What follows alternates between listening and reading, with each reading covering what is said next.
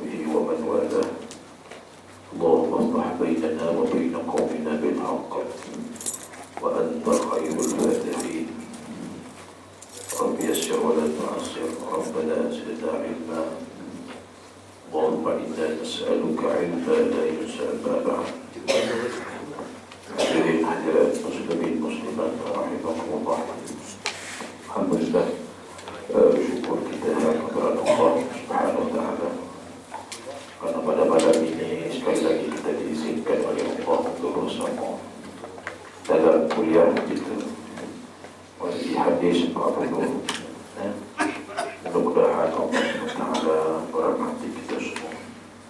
Jadi kita tengok pada buku surah yang keempat tadi, supaya kita tahu. Berkata Samarqandi rahimahullah taala, seberapa taat yang diperbuat olehnya kerana Allah diterima. Banyak mana yang kita buat kerana Allah, sikit pun kalau kita buat kerana Allah, Allah Subhanahu wa taala terima. Yang pentingnya buat kerana Allah. Ada situ juga. Biar kita memahami bagaimana buatlah gapo sekalipun, besar pun, kecil pun, ketaatan kepada Allah kita diterima. Dan itu dia.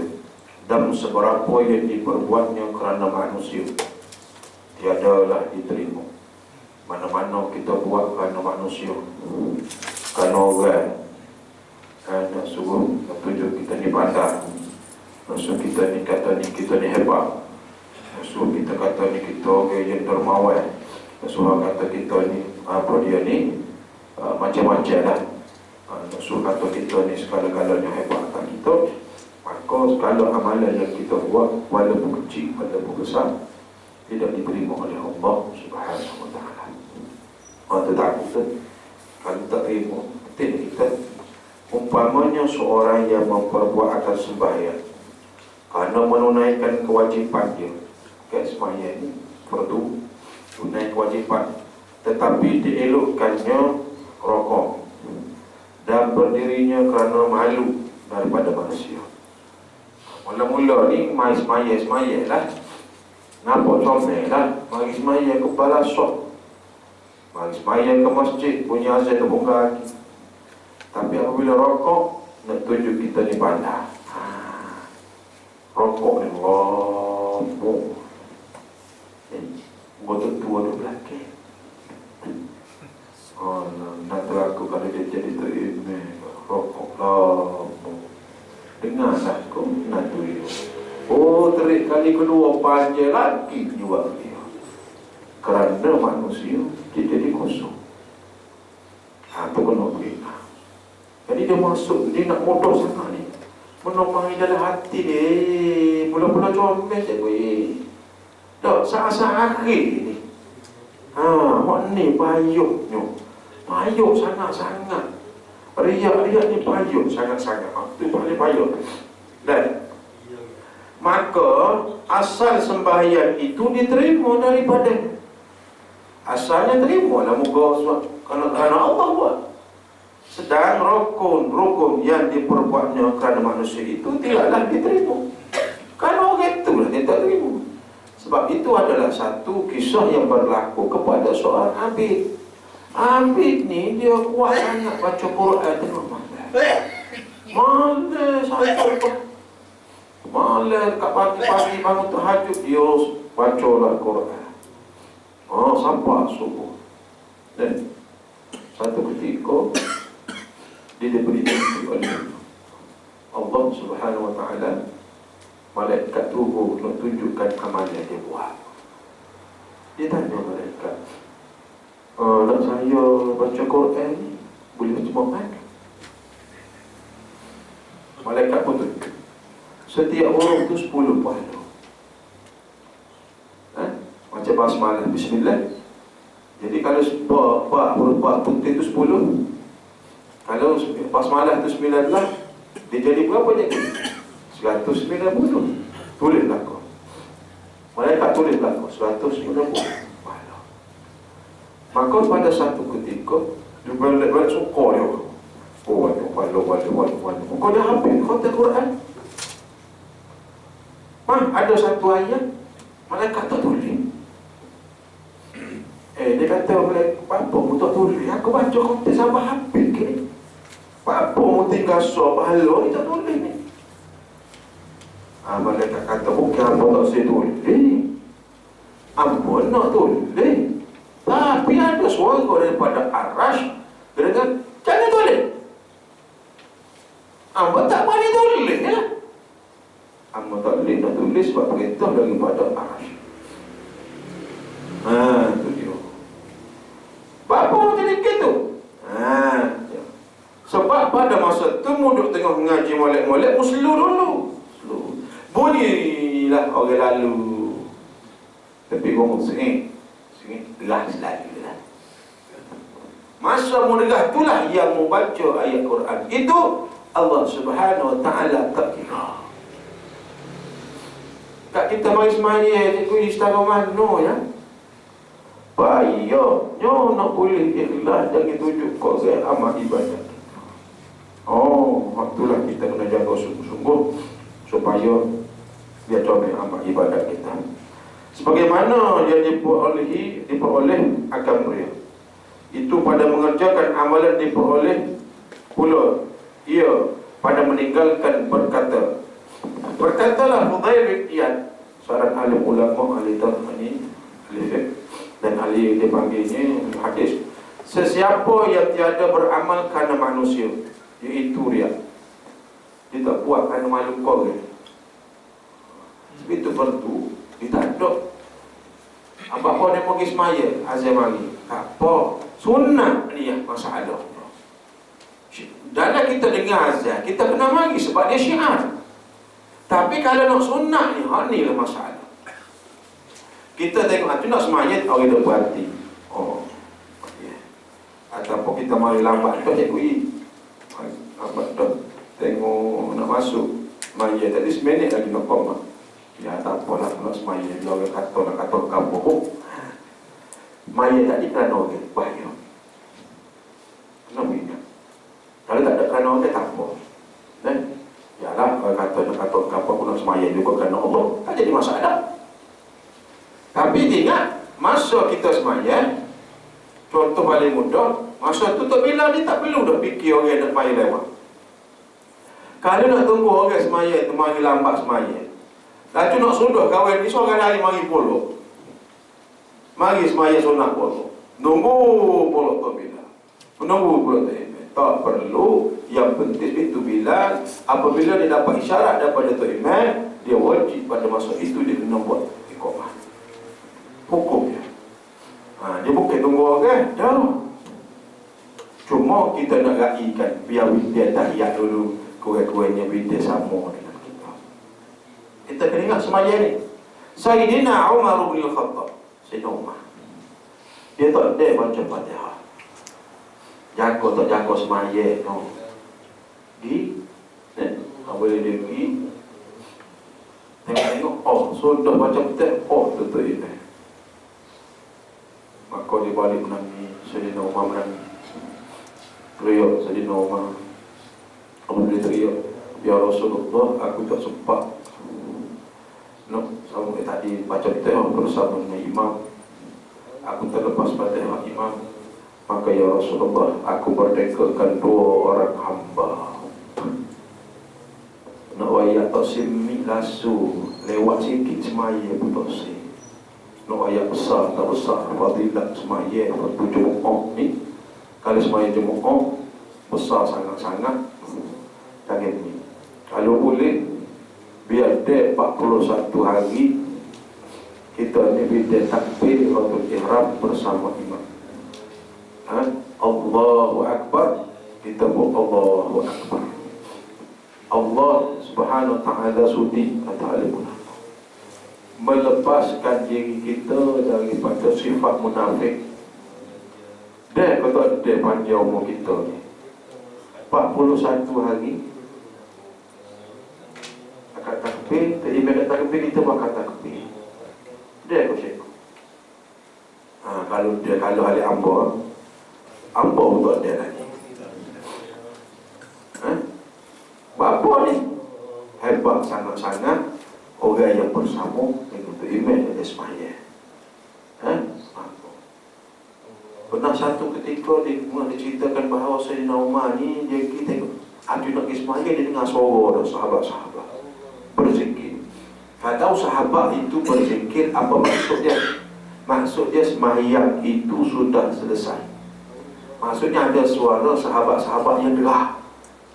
Maka selesai Umar pergi tengok sudah sembahyang. Umar pergi balik tebus kapur yang dia terlepas sembahyang tadi. Kerana terlewat, bukan tak pergi terlewat, bayarlah ke mana?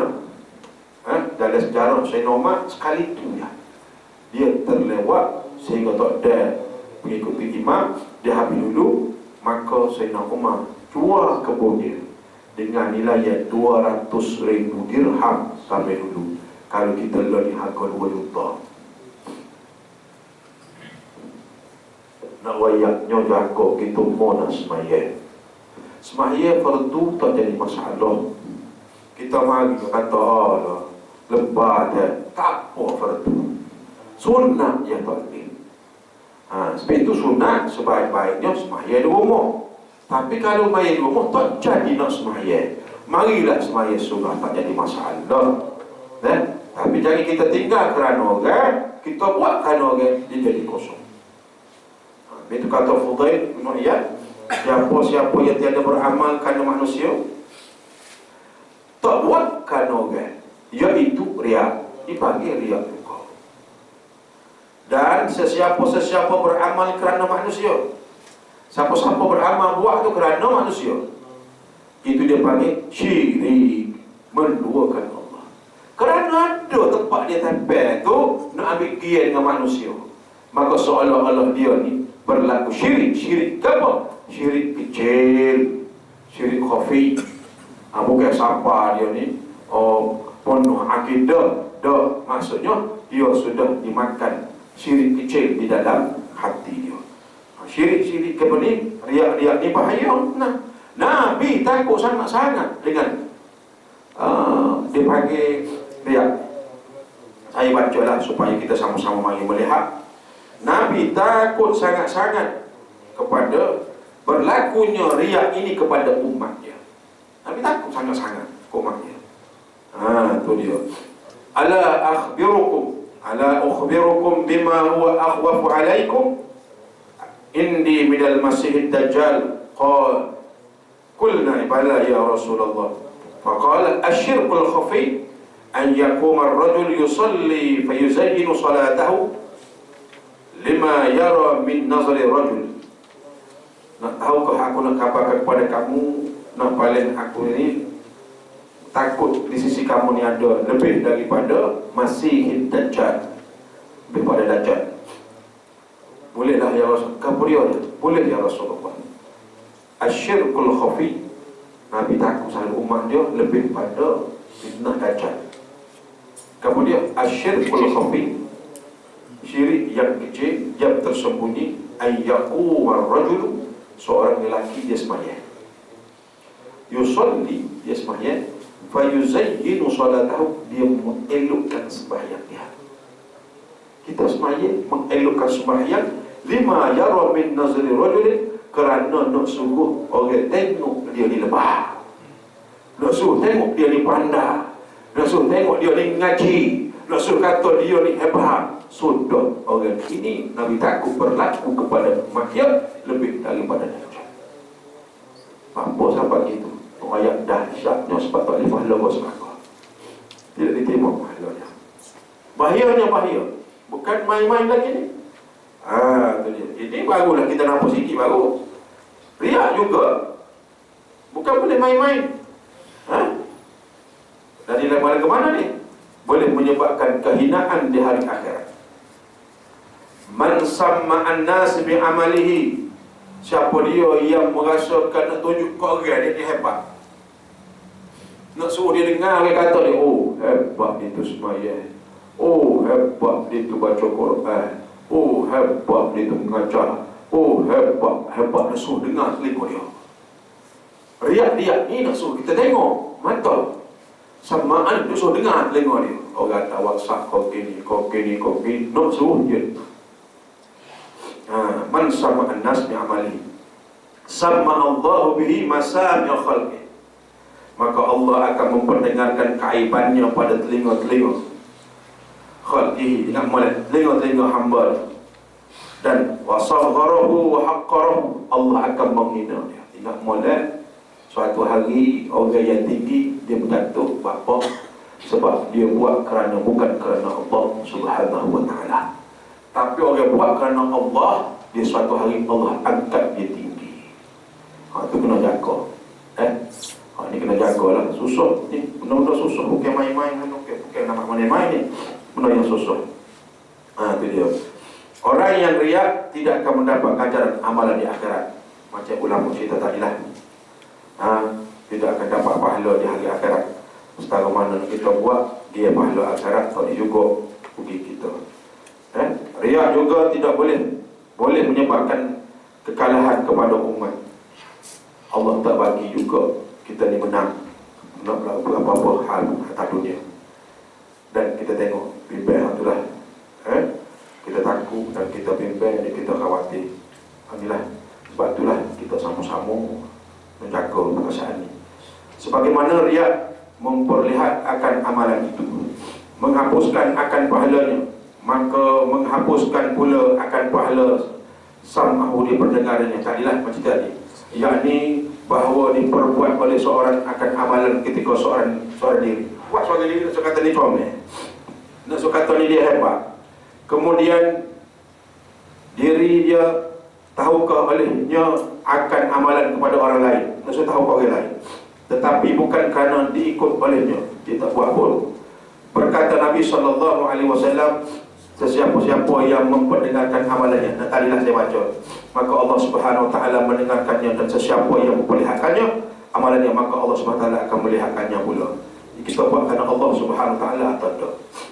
Kata Nabi SAW, innamal a'malu binniyat. Sesungguhnya amalan itu bermulanya dikendaki dalam perkataan itu, iaitu segala amalan taat dan bukan amalan yang harus. Jadi kita tengok segala amalan kita ni, segala amalan kita ini bermula dengan niat. Buatlah setara mana keadaan pun kita buat. Dalam sembahyang kita buat dalam sembahyang. Setara mana kita buat dalam sembahyang kita. Sebab itu niat ni kena jaga. Niat ni kena jaga sangat-sangat. Adalah amalan yang dikehendaki dalam perkataan itu. Masa kita baca, contoh paling mudah lah, amalan itu sendiri. Ada tisu sikit lah. Tisu. Semua. Ada tisu sikit.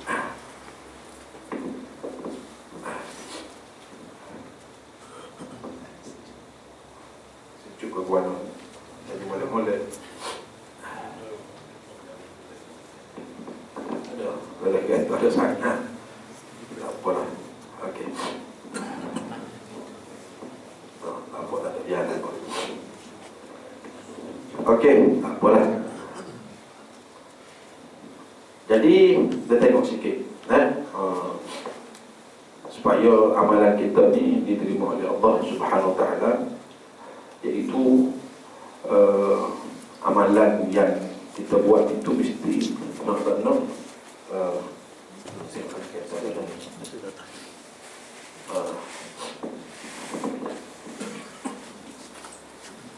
jadi amalan itu sendiri mestilah diterima oleh Allah berdasarkan pada niat.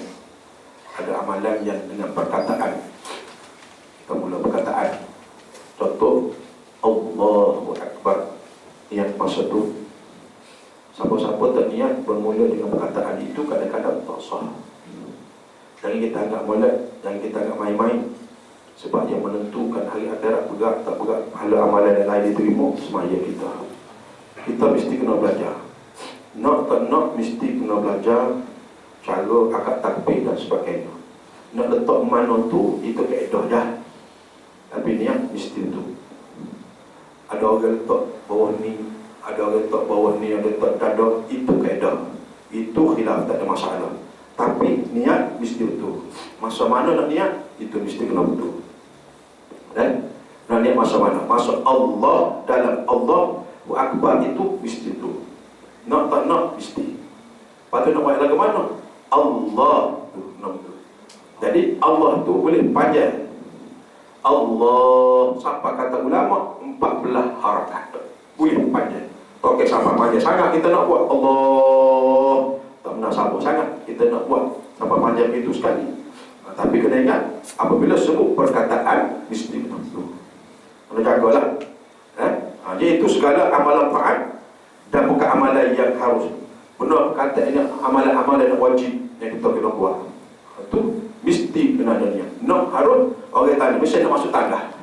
Paling mudah masuk tanah. Kena niat ke tak? Nak kata hajat? Tak perlu. Tak perlu. Masuk hanya baca doa. Sebelum masuk baca doa.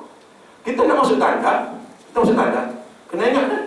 Kita masuk tanah dan di dalam tanah baru baca doa. Sebelum masuk tandas, kita baca mana? Bismillahi. Kena sebut nama Tuhan. Kata alim ulama, sebab di dalam tempat yang ada pelbagai iblis. Ada iblis tina, ada iblis yang datang paling mudah. Maka kalimah yang betul-betul kita kena mula Bismillah. Allahumma inna a'udzubika minal khubuthi wal khaba'is. Kita apabila apa nak baca bismillah, orang tanya. Apa nak baca bismillah? Baca doa terus kan? Siapa-siapa yang masuk bilik air kita buang air. Betul tak? Betul. Apabila buang air, maka yang melihatnya ialah syaitan. Tak siwi nampak kepada syaitan, mesti kita mula dengan basmalah. Hal ni hebat basmalah. Kalau kita nak bersama dengan isteri sekalipun, tak baca basmalah, syaitan tengok. Mungkin kita buat video ke apa, masuk dalam kita je. Nak ayat dahsyat nak, itu kena baca basmalah. Jangan tak baca basmalah, kena baca basmalah. Basmalah ni orang tanya apa kuliah satu pak. Ustaz, biasa-biasa orang kita kan bukan baca bismillah, apa ustaz kata basmalah? Oh, sebenarnya asalnya orang kampung kita yang panggil bismillahnya. Tapi orang Arab nak suruh singkatan kata Bismillahirrahmanirrahim, dia panggil basmalah. Contoh la haula wala, dia panggil hauqalah. Singkatan kepada basmalah, bismillah tadi, dia panggil basmalah. Maka orang yang baca basmalah, contoh dalam wudu. Kita ambil wudu. Tapi kita tak si baca bismillah. Tak masalah basmalah tak si baca pun. Adakah dia rukun? Bukan rukun. Rukun masa mana? Masa air jatuh di muka. Masa itulah saja aku angkat hadas kecil atau diwuduk kerana Allah Ta'ala. Masa kita sapu, tak kasi masuk tangan, tak kasi baca basmalah. Boleh, sah ke tak sah? Sah, sebab dia bukan wajib, tapi adalah sunnah. Apabila baca, dia jadi seluruh anggota kita nak kita basuh dengan air tadi, dia jadi apa? Dia jadinya adalah seluruhnya adalah bersuci. Itu pentingnya. Dan yang agak kecil benda-benda lagi ni yang kita semua mau kita tahu supaya jangan lepas pandang benda agama ni. Yang kita kata hamba tak apa meskipun sebetulnya pun ada tak basmalah belakang. Hanya satu surah saja yang tidak ada basmalah. Basmalah ni duduk mana? Asalnya dari surah Taubah. Sebab dari surah itu sudah ada. Maka surah Taubah tidak ada basmalah. Kerana apa? Sebab basmalah nak lain semua ada, tak ada. Sebab dia cerita tentang bara'atu minallah, Allah bersih daripada. Nak cerita kepada kita supaya kita nampak. Letak bismillah belakang. Diajar oleh Allah SWT. Nak mula satu perkara mesti guna bismillah. Jangan kita nak naik kereta basmalah. Nak turun rumah bismillah tawakal dengan nama Allah. Asalnya bismillah sahaja. Asalnya bismillah. Tapi lepas turunnya ayat Quran, Bismillahirrahmanirrahim, Nabi guna Bismillahirrahmanirrahim. Cuba bayangkan bahawa betapa kita ni kadang-kadang lupa nak baca basmalah. Macam cerita lah, sebelum tidur jangan miss baca 21 kali basmalah. Ingat atau tak ingat tak tahulah. Buat tak buat tak tahulah. Takut tak buat. 3, kalau kita lepas 1 daripadanya dilepaskan daripada kebakaran. rumah kita tidak terbakar masa lepas mana kita baca. Dan yang kedua, dihindarkan daripada syaitan dan jin. Dan yang ketiga, aman daripada kita mati mengejut. InsyaAllah tidak akan mati dalam masa tidur. Baca basmalah semasa mana? Semasa kita nak tidur. Semasa kita nak tidur, baca. Jadi bukan nak payah sangat. Nak baca bismillah ni macam contoh paling mudah. Masa kita nak masuk rumah kita beri salam. Kita beri salam macam apa cerita dah. Sebelum kita masuk rumah, kita duduk di muka pintu. Kadang-kadang benda ni kita nak kecil. Baca apa cerita. Kalau kita contoh paling mudah, anak-anak kita pergi kerja mana-mana tempat, mula-mula sekali carilah rumah Allah. Anak kita kerja di Kuala Lumpur, sampai saja Kuala Lumpur, biar tak tahu mana rumah sekolah dia pun, sampai saja nama tempat tu nama Kuala Lumpur, dikuasai nama Kuala Lumpur, maka anak kita pertama kita suruh dia sembahyang, pergi cari rumah Allah. Sembahyanglah tahiyatul masjid. Apabila dia sembahyang tahiyatul masjid, maka lepas sembahyang tahiyatul masjid, ambillah samah kau sekali apa, masuk dalam tabung. Kalau ada tabung kan, dia akan jadi tamu. Kalau duduk situ, dia akan dikasihi oleh orang ramai. Kedua, dia akan dinaikkan pangkat, tidak akan diturunkan pangkat. Dan yang ketiga, orang akan menyayangi dia. Tiga perkara dia akan boleh cuba buat mana-mana tempat. Contoh paling mudah, kita duduk Perak, tukar ke Kelantan, masuk di Kelantan, mana kita ngajar jeli, pak masuk jeli, cari masjid. Ni petua alim ulama. Masuk petua ni bukan fatwa, petua alim ulama supaya rezeki kita barakah. Rezeki macam tadi lah, masuk misalnya Assalamualaikum warahmatullahi wabarakatuh. Assalamualaikum warahmatullahi wabarakatuh. Masuk. Jadi apabila nak masuk ke rumah, barakallahu fiik.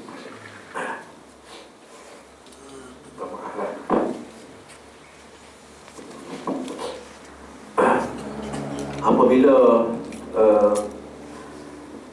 nak masuk rumah, beri salam. Pasti tolong beri salam. Dan tak ada beri salam, siapa-siapa masuk rumah tak beri salam, maka makhluk halus akan masuk.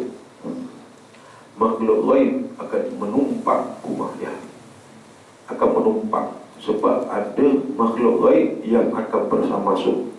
Masa mana dia masuk rumah? Dia masuk semasa anak kita masuk rumah, tak beri salam. Semasa kita masuk rumah, tak beri salam, dia akan masuk.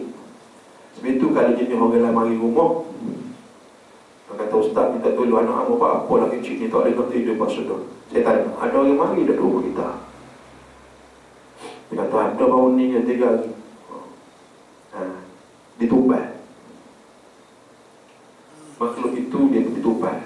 Dan apabila kita beri salam Assalamualaikum warahmatullahi, dia terhindar, tak boleh masuk. Dia kata, aku tak lagi lah, pada sekarang ni lah, sebab dia habis dah. Sebab itu hati kena jaga. Jangan kita buat main-main. Kita ni kadang-kadang tak nampak dalam ni yang Allah Subhanahu Wa Taala beri pada kita. Sebab itu Nabi 3 kulit jangan miss. Tiap-tiap malam lepas waktu sembahyang amallah 3 kul. Tak jadi masalah. Ni macam perisai. Kalau mau hebat, 3 kul. Lepas kali sembahyang, tolong baca. Tolong baca, jangan tak baca. Lebih-lebih lagi sembahyang subuh, baca. Ataupun sembahyang maghrib, tolong baca. Kenapa? Sebab satu hari orang Yahudi, seorang budak, dia ni kalau kita gak, dia kerja dengan Nabi, khadam pada Nabi, orang Yahudi. Dia ambil nak mana-mana jatuh daripada kampung. Apa Nabi jatuh? Kalau kita nak jadi gugur-gugur, kita ambil. Dia beri kepada orang Yahudi ni tiup, tak di sisi lampu, sikat lampu. Pula. Maka Nabi dia tak puasa. Dia pergi kat bini dia kodok, dia jadi was-was. Aku ni lagu mana? Kecik lagu mana? Tadi was-was Nabi. Bukan sehari, hampir berbulan-bulan. muddat ashhurin, kata ulama, hampir pada bulan. Maka malaikat Jibril turun. Satu malaikat duduk di kepala, satu malaikat duduk di kaki Nabi. Maka disitulah